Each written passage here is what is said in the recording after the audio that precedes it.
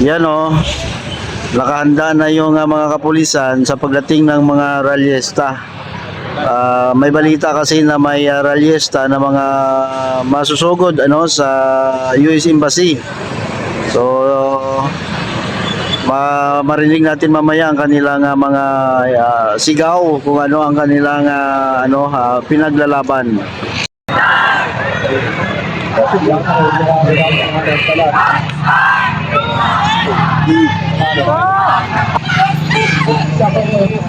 Imperialismo! Ibagsa! Imperialismo! Ibagsa! Jason! Huwag liban!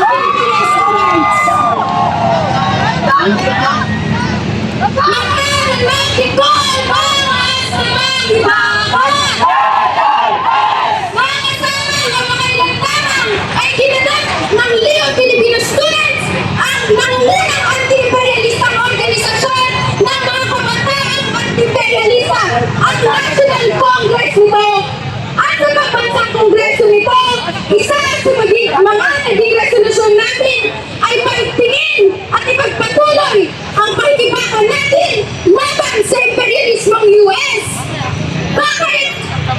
Kasi noon pa lamang sa panahon ng pagpasok ng US sa Pilipinas sa tabing ng benevolent assimilation at ngayon, patuloy pa rin ang ating problema. Kontrolado pa rin ng US ang Pilipinas. Sa pamamagitan ng de facto US bases nila dito sa Pilipinas, mga agreements katulad ng VFA, mga EDCA sites na NDT, pinapahirapan nila, tinatakot ang mga Pilipino, sinasamantala ang mga kababaihan at ang kapatid natin LGBTQ. Kaya, naniniwala ba tayo na kaibigan natin ang Estados Unidos? Hindi natin kaibigan ang Estados Unidos at kung saan hindi rin sila kaibigan ng mga bansang pinaglalaban ang kanilang pambansang soberanya katulad na lamang ng Palestina at ng Venezuela. Sa Palestine, sa kabila ng tigil putukan daw, patuloy pa rin ang pagbabomba at pagpatay sa mga Palestino. Sa ilalim ng genosidyo ng US Israel. Sa Venezuela, noong pa lamang ay pinapahirapan na ang mga mamamayan sa pamamagitan ng economic sanctions. At ito lamang bagong taon ay binomba ang Caracas at dinukot ang anti-imperialista nilang lider na si Maduro. Kaya naman, kaibigan ba ng mga bansang pinaglalaban ng kanilang soberanya ang US? Pareho rin ang sitwasyon dito sa Pilipinas. Dito sa Pilipinas, kontrolado pa rin ng Estados Unidos ang ating likas na yaman, ang ating ekonomiya, ang ating lakas paggawa. Kaya naman, sila ang pangunahing rason kung bakit naghihirap ang mga mamamayang Pilipino. Tama ba yan? Sila ang pangunahing rason ng ating paghihirap. At sa kabila ng lahat ng ito, patuloy nilang binabomba ang ating mga komunidad. Pinapalayas ang mga katutubo, mga magsasaka, mga residente sa Pilipinas.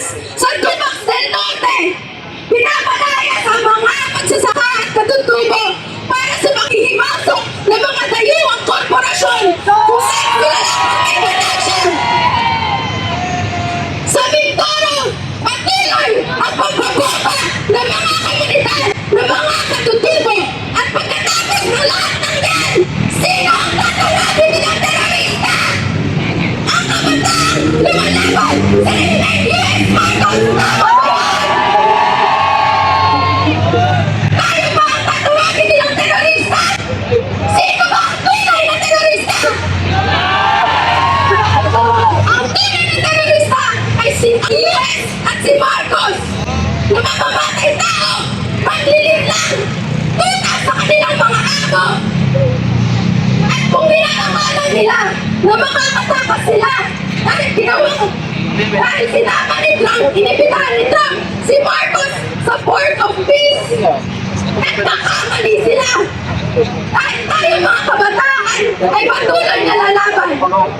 Dahil alam natin na sinungaling ang Estado, pinagtatakpan nila ang kanilang mga amo sa Estados Unidos. Kaya tayo ay tumutungo dito sa lansangan. Tumutungo tayo sa kanayinan upang alamin ang tunay na kalagayan ng mga Pilipino.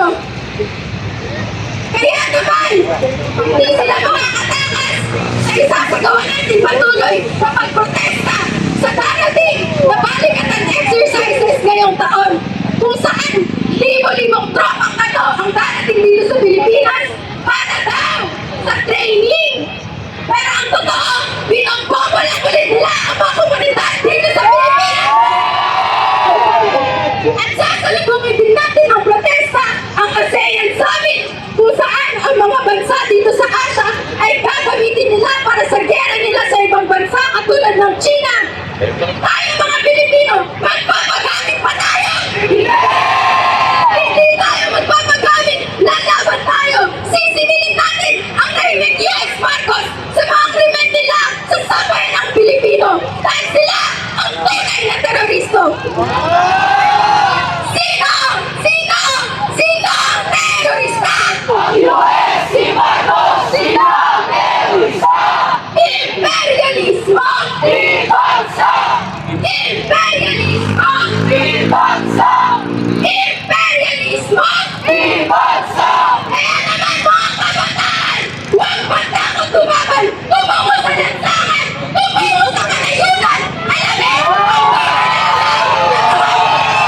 Kami pa nga laban sa imperialismong US! Maraming salamat ang kabataan ng mga kabayan! Lumalaban! Lumalaban! Mga kabayan! Ang bayan! Tuloy-tuloy ang laban! Ang taong ng bayan! Di ba ka? Huwag matakot! Huwag matakot! Di ba ka? Imperialismo! Ibagsak! Imperialismo! Ibagsak! Free Palestine! Free Palestine! Hands up Venezuela! Hands up Venezuela! US imperialist! Number one terrorist! Mga kasama, pinakamanto natin ang isa't isa! Sa araw na ito ay gumawa tayo ng kasaysayan, hindi nagpakuli ang mga anti-imperialistang mga Pilipino na naninindigan para sa pambansang kalayaan, para sa karapatan sa sariling pangpapasya, para sa pambansang soberanya at sa ganap na kalayaan. Mga kasama, tuloy-tuloy po ang ating pagsasamahan, ang ating mga pagpilas, dahil walang ganap na malaya hanggat hindi tunay na malaya ang bawat isa. Mula sa mga karagatan ng Caribbean, hanggang sa ilog ng Jordan, hanggang sa kabundukan ng Sierra Madre, hanggang Mindanao. Lalaya ang mamamayang lumalaban. Maraming salamat at magkita-kita po tayo sa susunod na mga pagkilos.